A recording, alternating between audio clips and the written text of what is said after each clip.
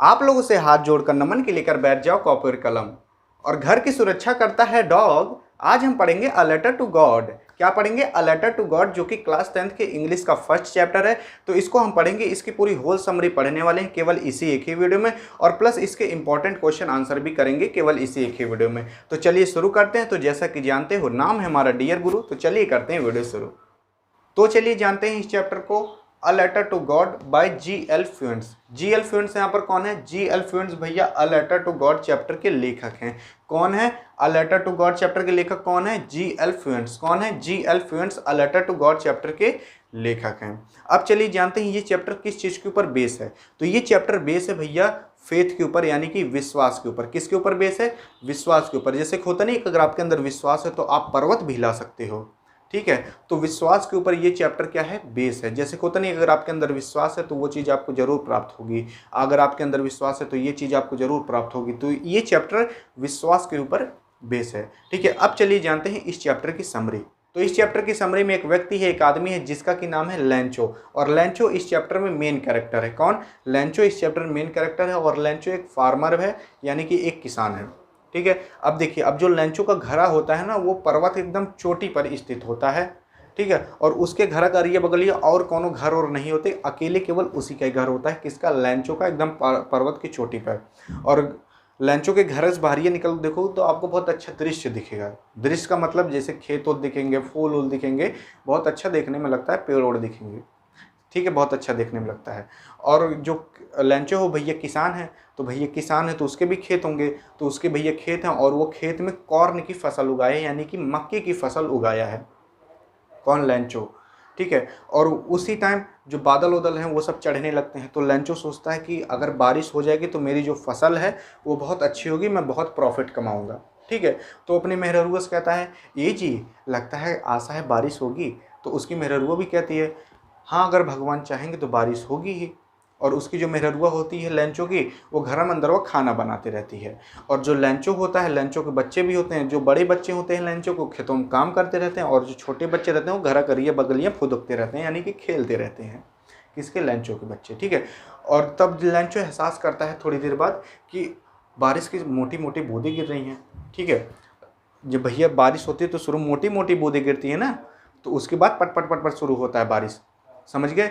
और जो मौसम भी था वो भी बहुत सुहावना हो रहा था। जब बारिश आती है तो भैया ठंडी ठंडी थोड़ी हवाएं चलने लगती हैं, और मौसम भी अच्छा होने लगता है। अब जैसे कि हम लोग थे बचपन में, हम लोग क्या करते थे, जब आंधी उधी आती थी, थोड़ी बारिश वारिश आने का मौसम होता, तो हम लोग क्या करते थे, ऐसे करते थे, आंधी पानी आवत है, चिड़ैया ढोल बजावत है। तो इस तरीके से हम लोग करते थे। अब आप लोग कुछ और करते होंगे जब बारिश वारिश आती होगी। तो इस तरीके से क्या करते थे, हम लोग करते थे, बहुत खुश होते थे। गाँव में ऐसे ही किया जाता है। तो हम लोग क्या करते थे, आनी पानी आवत है, चिड़ैया ढोल बजावत है। तो इस तरीके से हम करते थे, और बारिश होती भी थी, तो इस तरीके से हम लोग खुश होते थे। समझ गए? और वैसे भी लैंचो भी बहुत खुश हो रहा था।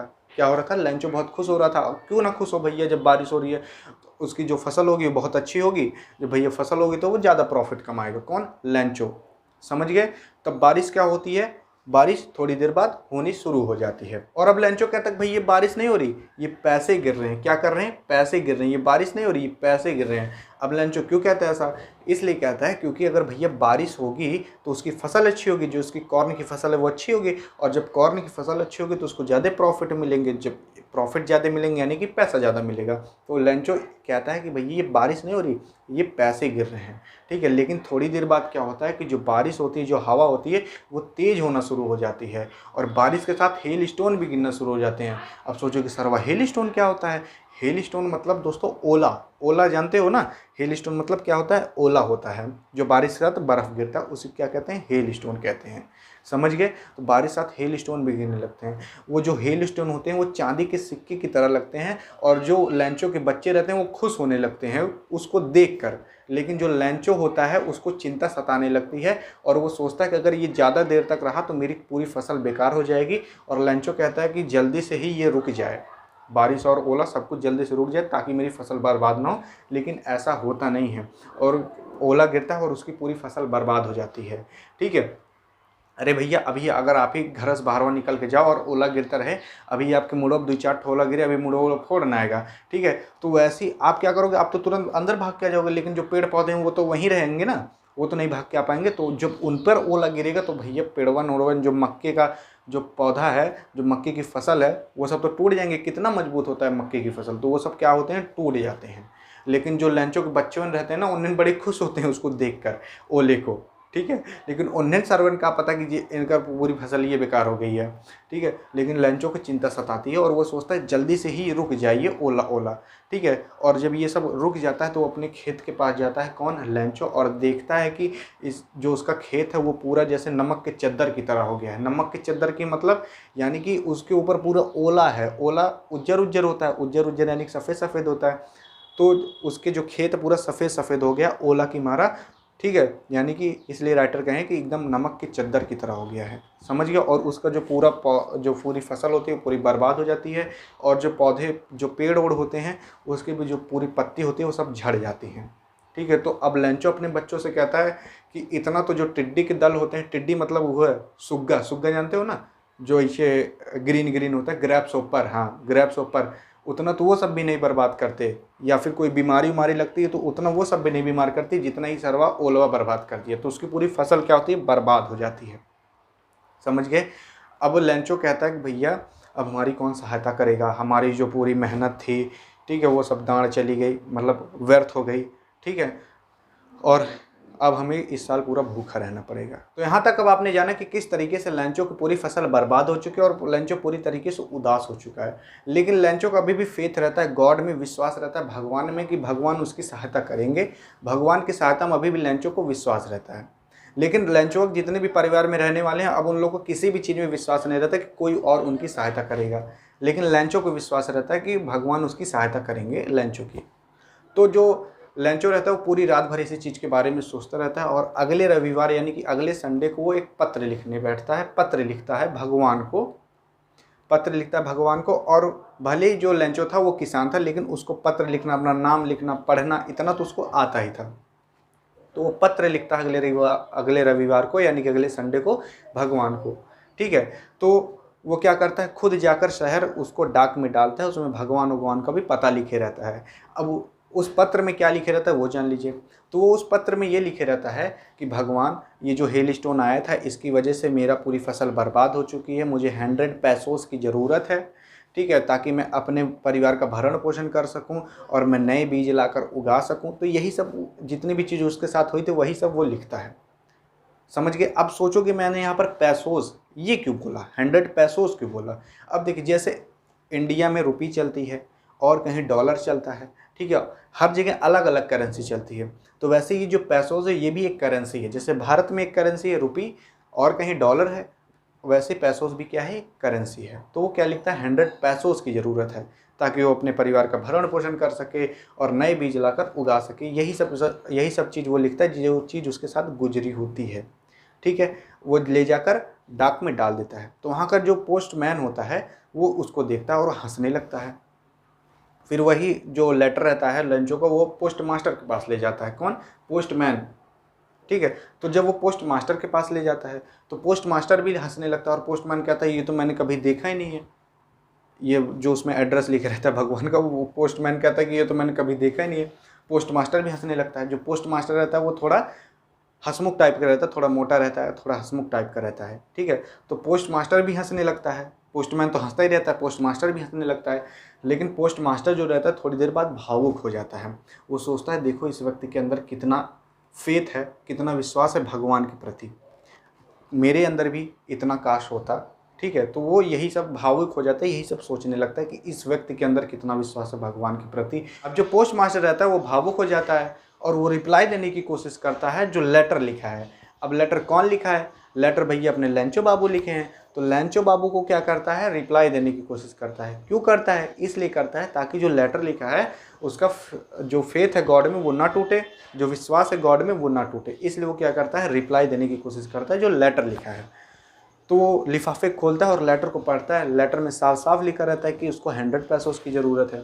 तो वो क्या करता है, पोस्ट मास्टर अपनी तरफ से कुछ पैसा लेता है और कर्मचारी से कुछ पैसा लेता है और आधे से ज़्यादा वो पैसा इकट्ठा कर लेता है और उसको सेम उसी लिफाफे में डाल देता है जिसमें कि लैंचो लेटर लिखकर दिया था, ठीक है। तो उसमें वो सेम लिफाफे में डाल देता है। कौन, पोस्ट मास्टर। ठीक है, और लिख देता है गॉड। क्या लिख देता है? गॉड। अब गॉड क्यों लिखता है लिफाफे पे? इसलिए लिखता है क्योंकि जो लैंचोआ था वो गॉड के बिहाफ में लिखा था क्या? लेटर। इसलिए जो पोस्ट मास्टर रहता है उसी लिफाफे में वो पैसा डाल देता है, आधे से ज़्यादा जितना इकट्ठा कर पाता है, और लिख देता है गॉड। समझ गए? आगे क्या होता है? आगे अब देखो, अगले रविवार को, अगले संडे को जो लंचवा रहता है वो वापस आता है पोस्ट ऑफिस, और वहाँ पर पूछता है भैया हमारे खाते में कौन लेटर वेटर आया है। तो वहाँ के जो कर्मचारी रहते हैं उसको देते हैं, एम्प्लॉयज़ जो रहते हैं उसको देते हैं लेटर। लेकिन वो थोड़ा सा भी खुश नहीं होता, थोड़ा सा भी उसके अंदर एक्साइटमेंट नहीं आता। अरे भैया किसी गॉड दिए हैं रिप्लाई, तो उसको एक्साइटमेंट नहीं आएगा। लेकिन उसको नहीं आता, उसको इसलिए नहीं आता क्योंकि उसको विश्वास रहता है भगवान में, इतना उसको ट्रस्ट रहता है, उतना उसको फेथ रहता है भगवान में, ठीक है। इसलिए उसको हल्का सा भी क्या होता है, एक्साइटमेंट नहीं आता, क्योंकि वो जानता है, उसको इतना विश्वास है कि उसको रिप्लाई देंगे ही देंगे भगवान। उसको इतना विश्वास है, इतना फेथ है भगवान में, इसलिए उसको हल्का सा भी एक्साइटमेंट नहीं होता, ठीक है। लेकिन जैसे वो पैसा गिनने लगता है वो थोड़ा गुस्सा आ जाता है, क्रोधित हो जाता है। अरे भाई देखो पैसों दे रहे हैं, ऊपर से गुस्सा हो रहे हैं, तो बड़ा दुष्ट है लंचवा, ठीक है। तो क्या करता है, गुस्सा आने लगता है। कौन? लंचो। क्यों गुस्सा आने लगता है? क्योंकि भैया आधे से ज़्यादा पैसे थे, पूरे पैसे तो थे नहीं, ठीक है। तो वो क्या करता है, क्रोधित हो जाता है, और फिर क्या करता है, वो सोचता है कि भगवान तो भैया मुझे पूरा पैसा भेजे होंगे, लेकिन यहाँ जो एम्प्लॉई हैं चोट्टवन, उन्हें क्या पता मेरा ले लिए हों। तो वो क्या करता है, फिर से जाता है खिड़की के पास, और वहाँ से पेन और पेज लेता है, और फिर से एक लेटर लिखता है गॉड को, और लिखता है भगवान आपने क्या आपने मुझे पूरे पैसे भेजे होंगे, क्योंकि आप बेईमानी नहीं कर सकते, ठीक है।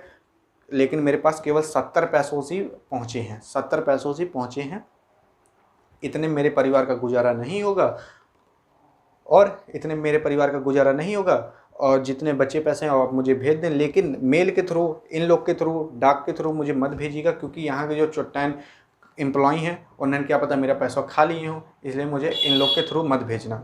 अब देखो बेचारे ने क्या किए, पैसों भेजबो करे, ऊपर से नामों लगा रहा है ना, डाकी लोग पैसे भेजे थे। तो भैया इंसानियत की नाम चीज़ है नहीं, ठीक है। तो इस चैप्टर में देखो यही पता चल रहा है, बेचारे जो पोस्ट मास्टर हैं और जो एम्प्लॉय हैं वो उन्हें पैसों दिए, ऊपर से उनको आरोपों लगा रहा है कि इन्हें खाए होंगे मेरा पैसा। तो देखो ये चैप्टर यहाँ पर हो जाता है एंड। अब देखिए यहाँ पर अब इम्पॉर्टेंट क्वेश्चन क्या बन जाता है वो सुन लीजिए। देखिए इसमें इम्पॉर्टेंट क्वेश्चन बनता है कि ये क्यों गुस्साता है, जो लेंचो रहता है वो क्यों गुस्साता है। लेंचो भाई इसलिए गुस्साते हैं क्योंकि वो 100 पैसों की डिमांड की रहते हैं, उनके पास केवल आधे से ज़्यादा ही पैसे पहुंचते हैं, पूरे नहीं पहुंचते, इसलिए वो गुस्सा आ जाते हैं। और इम्पॉर्टेंट क्वेश्चन बन सकता है कि जो लेंचो था उसको क्यों एक्साइटमेंट नहीं होता है कि जब गॉड उसको रिप्लाई करते हैं। इसलिए नहीं होता क्योंकि भैया उसको इतना विश्वास रहता है गॉड के, इतना ट्रस्ट रहता है, इतना उसको फेथ रहता है गॉड में, इसलिए उसको उतना एक्साइटमेंट नहीं होता है। और एक क्वेश्चन बन सकता है कि जो पोस्ट मास्टर था वो क्यों रिप्लाई दिया लेंचो को। लेंचो को वो इसलिए रिप्लाई दिया क्योंकि वो नहीं चाहता था कि जो लेटर लिखा है उसका जो गॉड में फेथ है, जो गॉड में उसका बिलीफ है वो टूटे, इसलिए वो क्या किया, रिप्लाई देने की कोशिश किया। तो यहाँ पर होती है वीडियो एंड। अगर आपको वीडियो पसंद आए तो अपने दोस्तों के पास करिएगा सेंड। मिलेंगे नेक्स्ट वीडियो में, तब तक के लिए जय हिंद और जय भारत।